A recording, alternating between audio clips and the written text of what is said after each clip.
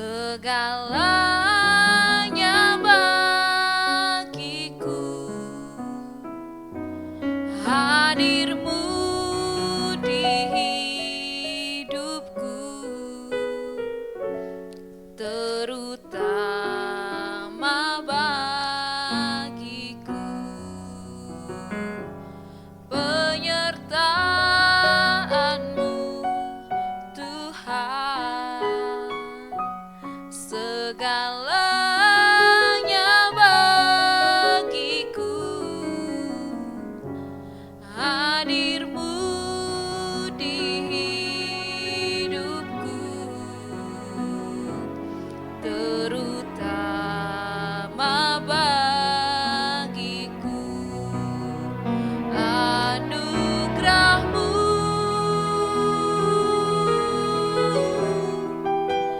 anugerah-Mu, semua karena anugerah-Mu, bukan karena kekuatanku.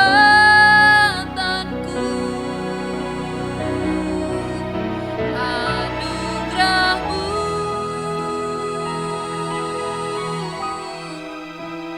anugerah-Mu, Tuhan, kasih dan sayang-Mu, sumber kekuatan bagiku.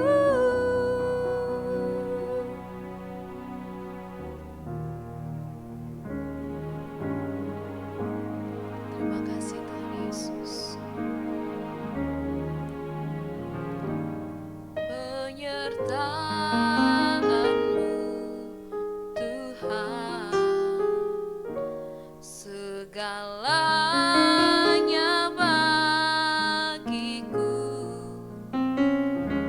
Hadir-Mu di hidupku, terutama bagiku. Penyertaan-Mu, penyertaan-Mu Tuhan, segalanya bagiku. Hadir-Mu di hidupku, terutama bagiku. Anugerah-Mu,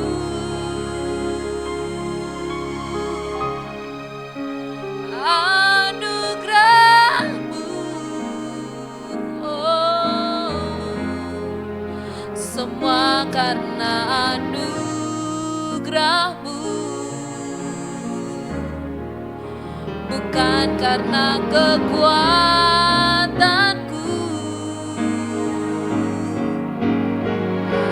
Anugerah-Mu,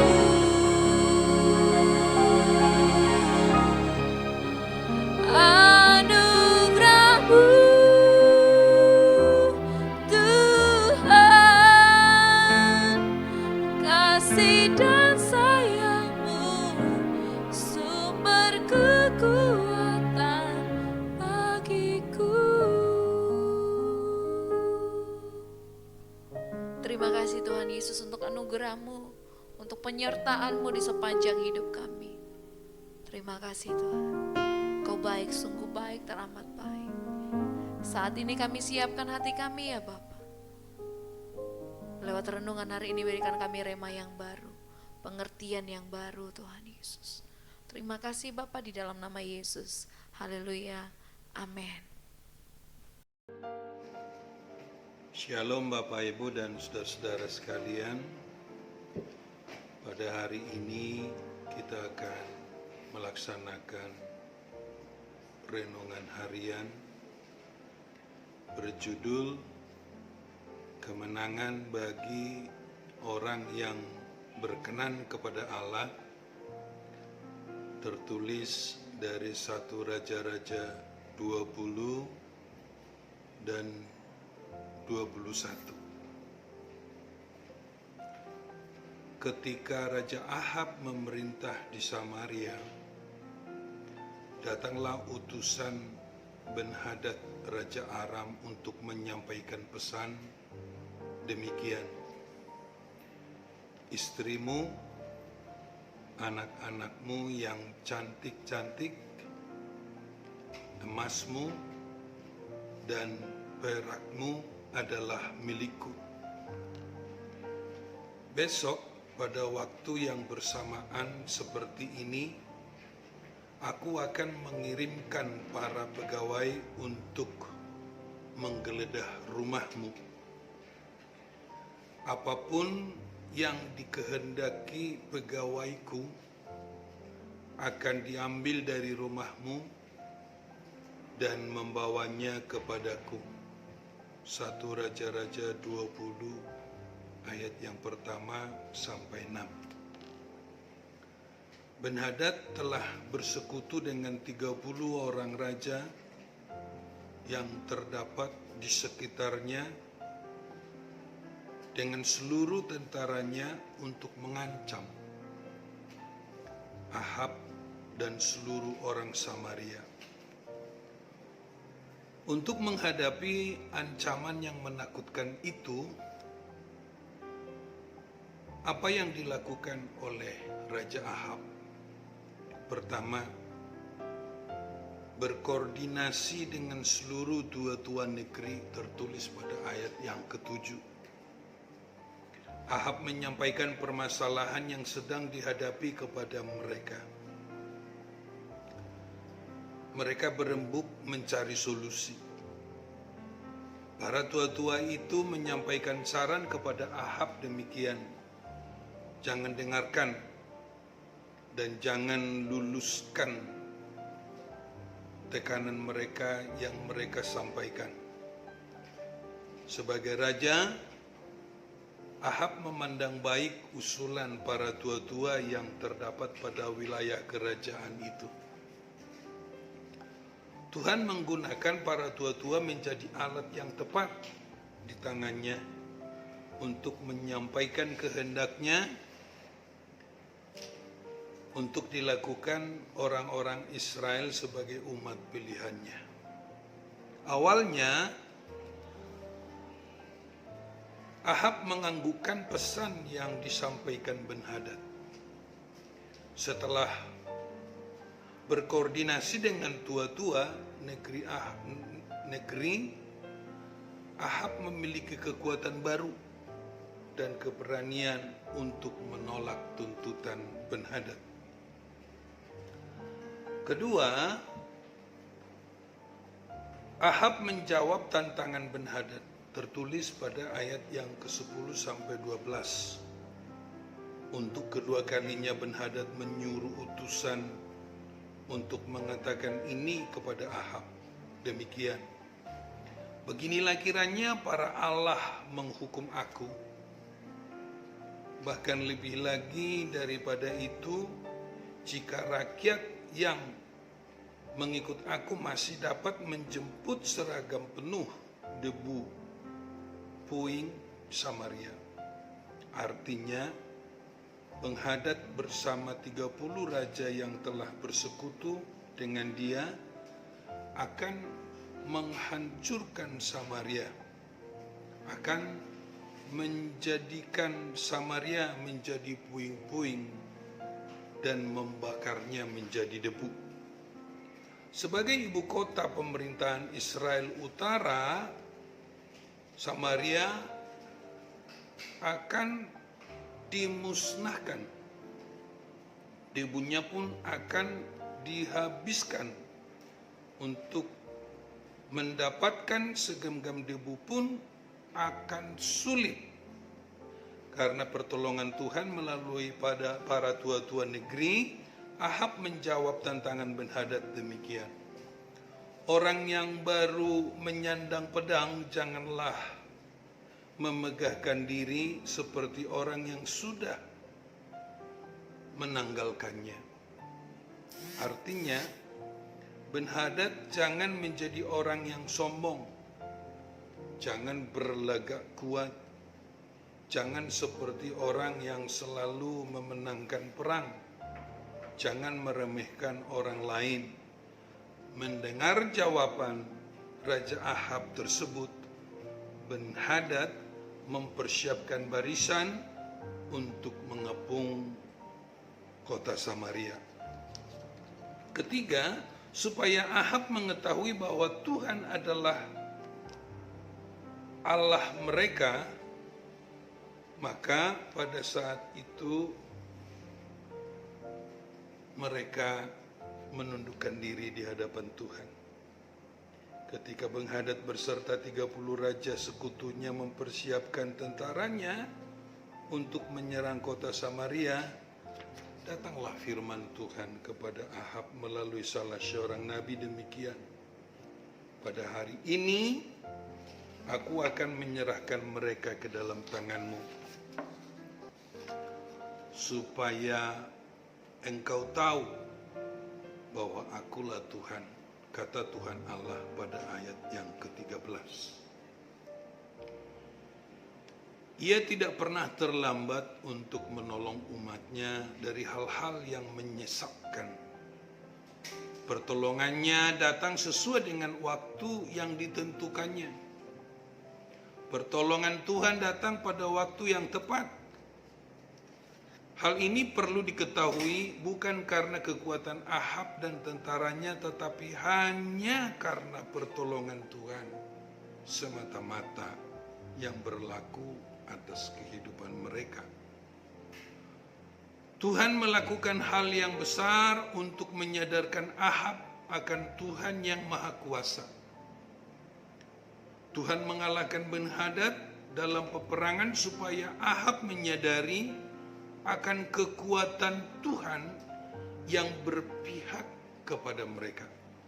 Karena itu, bersekutu dengan Tuhan adalah hal yang tidak dapat dilupakan oleh orang-orang Israel. Percaya sepenuhnya kepada Tuhan harus tetap terlaksana dalam kehidupan umatnya. Karena keyakinan akan Tuhan adalah hal yang sangat berharga di pemandangan Tuhan. Tuhan akan membela orang-orang yang sedang dalam kesulitan hidup hanya karena berkeyakinan sepenuhnya kepada Tuhan. Tidak ada yang Tuhan perhatikan dari manusia selain daripada imannya, harapannya, dan ketergantungannya kepada Tuhan. Oleh karena itu, marilah kita terus-menerus memelihara keyakinan yang terdapat dalam kehidupan kita supaya tetap bergantung sepenuhnya kepada Tuhan. Yang keempat, Ahab bertanya kepada Tuhan pada ayat yang ke-14, dengan bantuan siapa saya berperang? Firman Tuhan menjawab Ahab demikian, dengan bantuan orang-orang muda, pengiring, kepala-kepala daerah.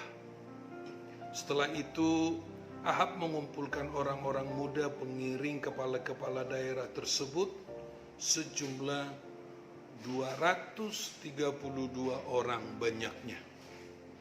Untuk hal kedua, Ahab juga bertanya demikian, siapakah yang memulai perang? Tuhan menjawab, engkau.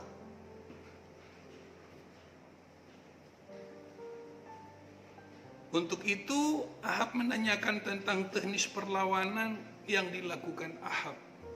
Tetapi Allah memberikan jawaban yang dapat dilaksanakan. Ahab melakukan seperti jawaban yang diberikan Tuhan kepadanya. Sedikit pun Ahab tidak menyimpang dari firman Tuhan. Ia melakukan seperti yang difirmankan Tuhan karena Ahab percaya sepenuhnya pada kuasa Tuhan. Firman Tuhan telah cukup bagi setiap orang yang percaya kepadanya. Setiap orang percaya tidak perlu menambah dan tidak perlu mengurangi firman yang telah ia sampaikan kepada umatnya. Ulangan 4 ayat 2, Ulangan 12 ayat yang ke-32. Dari penjelasan firman Tuhan di atas, hal apa yang perlu dilaksanakan? Pertama, dalam menjalani kehidupan sehari-hari, seringkali menghadapi permasalahan yang pelik. Sebelum mengambil keputusan, perlu mendengarkan masukan-masukan dari orang-orang yang patut dipercaya dan memiliki integritas. Pandangan yang disampaikan kepada kita perlu ditelaah terlebih dahulu. Perlu disadari masukan yang disampaikan seringkali bertolak belakang dari apa yang diharapkan. Sama seperti pandangan yang disampaikan tua-tua negeri bertolak belakang dari pendirian yang dianut Ahab sebelumnya. Akhirnya justru pandangan tua-tua negeri itu yang terlaksana. Kedua, bertanya kepada Tuhan hal apa yang akan dilakukan. Setiap orang yang merendahkan hati, beriman terus-menerus kepada Tuhan, menata diri untuk takut akan Tuhan, setia beribadah kepada Tuhan dan melayani pekerjaan Tuhan, akan diperhatikan oleh Tuhan sendiri. Telinga Tuhan selalu terbuka mendengar seruan setiap orang yang percaya kepadanya. Tangannya tidak kurang panjang untuk menolong setiap orang yang berharap kepadanya. Hal itu sangat jelas tertulis dalam Yesaya 59 ayat yang pertama dan yang kedua. Sebagaimana Tuhan menjawab pertanyaan Ahab yang begitu detail dan begitu teknis, demikian juga Tuhan akan menjawab hal-hal yang memberatkan dalam hati anak-anaknya. Yang ketiga, bertindak berdasarkan apa yang disampaikan Tuhan dan firman-Nya.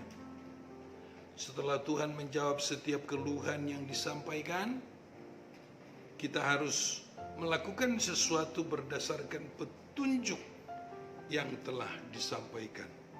Firman-Nya telah cukup untuk kita. Jangan mengurangi apa yang telah disampaikan dan jangan menambah berdasarkan pertimbangan kita sebagai manusia. Karena Ia telah menjamin firman-Nya akan menggenapinya berdasarkan waktu yang terbaik menurut kehendak Tuhan sendiri yang akan dinyatakan kepada setiap orang yang berharap kepadanya. Demikian firman Tuhan serta renungan yang kita laksanakan pada hari ini. Semoga apa yang disampaikan firman Tuhan dapat menguatkan iman kita, menambah persekutuan kita dengan Tuhan, sehingga kita semakin akrab dengan Tuhan dan firman-Nya dalam menjalani kehidupan sehari-hari. Untuk itu, sebelum kita menutup renungan ini, mari kita berdoa. Kami bersyukur kepada Tuhan atas firman-Mu yang telah disampaikan kepada kami sekalian. Biarlah firman-Mu menguatkan iman kami, menambah wawasan kami, meningkatkan pertumbuhan kualitas iman kami kepada Tuhan dan pelayanan kami di dalam kehidupan sehari-hari. Kami juga berdoa untuk seluruh sidang jemaat-Mu yang sedang menghadapi permasalahan hidup pada hari ini. Kami memohon kiranya Tuhan berkenan memberikan kekuatan kepada mereka, kepada kami sekalian, sehingga kami cakap menjalaninya. Kami juga berdoa untuk setiap sidang jemaat yang mengalami sakit penyakit. Kami percaya oleh karena bilur-bilur-Mu kami telah disembuhkan. Kami juga berdoa untuk sidang jemaat yang sedang mengalami pergumulan, permohonan. Kami ingin menyatakan syukur kami kepada Tuhan atas jawaban doa yang telah Tuhan nyatakan kepada kami masing-masing. Tetapi kami juga lebih bersyukur kepada Tuhan jika sampai saat ini Tuhan tidak mengabulkan doa kami, oleh karena Tuhan jauh lebih mengetahui apa yang terbaik untuk kami daripada kami memahaminya sendiri. Terpujilah nama Tuhan, kehidupan kami, pekerjaan kami, keluarga kami, usaha kami, hari ini kami serahkan sepenuhnya ke dalam tangan kuasa Tuhan, dan kami percaya kami hanya aman dalam lindungan Tuhan. Dalam nama Yesus kami berdoa dan bersyukur. Amin.